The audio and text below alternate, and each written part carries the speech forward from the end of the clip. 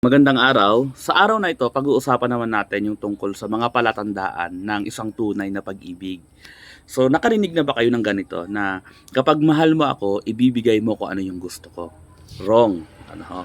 Napakalaking kamalian po na marami ang humahantong sa ganon na ibinibigay yung isang kagustuhan kasi yun daw yung sukatan ng tunay na pagmamahal. So number one, real love does not seek its own. Kapag ka may mga partner kayo or may mga boyfriend or girlfriend kayo na ganun yung sinasabi na kung mahal mo ako, ibibigay mo kung ano yung gusto ko. Yun ay pagpapakita ng pagkamakasarili.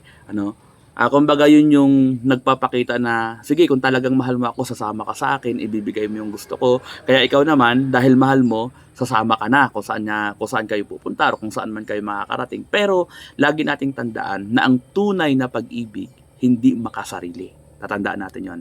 Then pangalawa, ang tunay na pag-ibig ay hindi nag-iisip ng kung anong karumihan or kung anong mga kadumihan man yan, or kung hindi pa naman talaga kasal, bakit kailangang ibigay o bakit kailangang kuhanin.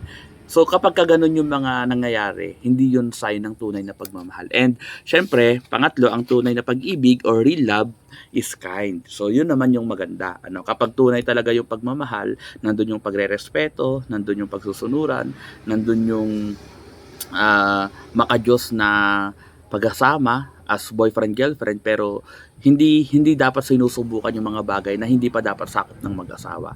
So kaya sa lahat ng mga kabataan diyan, kapag ganun yung mga nangyayari na kung talagang mahal mo ako, ibibigay mo yung gusto ko, mali yun. Okay? Preserve your own purity. God bless.